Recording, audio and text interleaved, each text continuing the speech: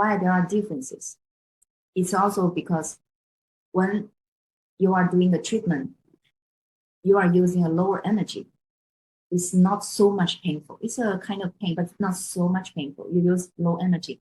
And then this customer can do another treatment after 6 months. But if you increase the energy, a kind of high energy, maybe this customer is suitable, like come back 1 year later.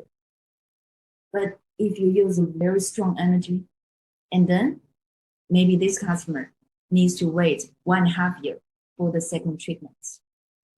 So it also depends. So for some beauty salons, and it's not easy for them to manage, and they cannot be sure if I use very high energy, it will hurt my customer, it hurt the skin, or if the customer can accept or not.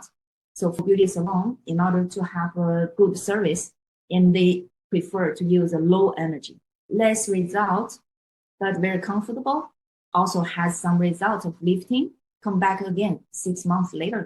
But for some professional doctors, and they want to have good results because they are very professional.